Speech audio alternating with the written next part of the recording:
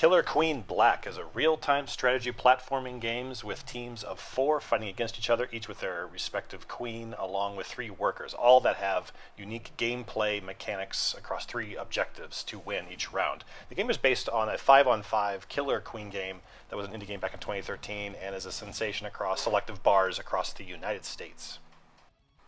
There's no real story campaign with this game. It is online. Even with a single player, you are playing with bots in matches of 4-on-4. You can play 2 ways, quick play and ranked.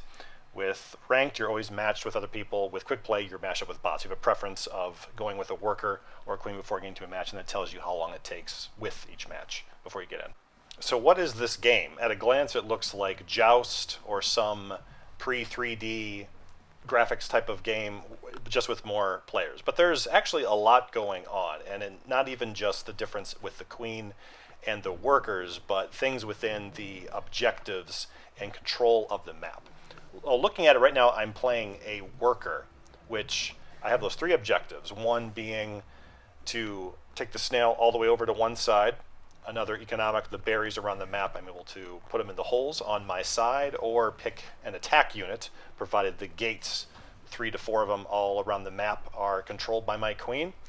And then lastly, if I do have an attack unit, I can attack the queen. She has 3 lives in total, and then when she is finished, then she's done. But there's more depth beyond that. Even like with jumping around the platforming, throwing the berries, you can knock other units back, including the queen. You can distract units, like if I'm on a snail, I can jump around back and forth. Or I can switch my role if I'm doing one objective, like putting berries into one section of my base, and then I can switch over and be an attack unit. The queen also too, even though she is limited, she has to be attacking. Her attacks are much more swift than a worker that is attacking. She can decide what to control and kind of where to hang around, has to adapt to the battlefield depending on if the other team has more berries, she has to hang around there to knock out workers, or the snail, she has to hang around the snail if that's getting close, or if she's almost dead, then she has to be hanging back and play more defensive.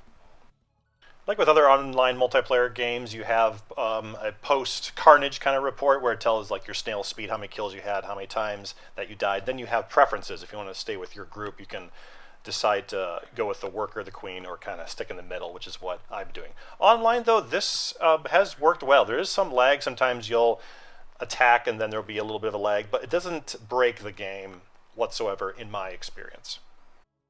Although there isn't a single-player story campaign, there is a tutorial you can go through that covers the worker and the queen and their respective game mechanics, going through each of the objectives, and then the last one being that you fight an entire bot team. And these are very easy, but I recommend playing these just to get the basics, so that when you do go into an online match, or if you play even a custom match, where if you don't want to play with other people, you can do that as well, or play locally with others, then it raises your awareness of all the things that go on, because it is complicated, no matter which one you pick. But even like with the queen, it's hard to keep track of those 3 objectives while trying not to die and distract the other team. How fast you get into a match does depend on your internet connection, but for right now it's just on Steam and the Switch. This will be cross-platform, so when it does release later in December on the Xbox One, there will be more players overall.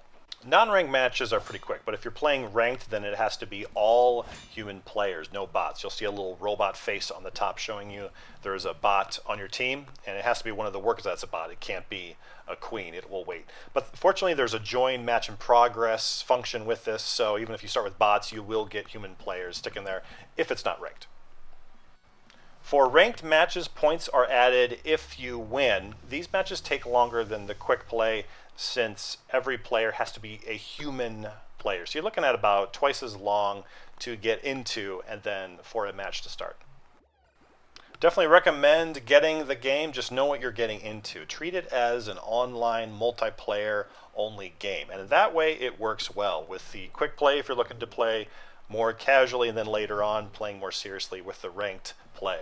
You can play on one console, 4 people online, do any of those combinations, so it does work that way. It's just a matter of if you're looking for a single player only game, then I wouldn't bother. There's a tutorial and then custom match with the bots you can do technically, but they get too easy I mean, after you play for a while and you need to have human opponents. They serve best as just a substitute for like the quick play if you don't have enough people to play. So check it out. It's only $20 and is on Steam and Switch.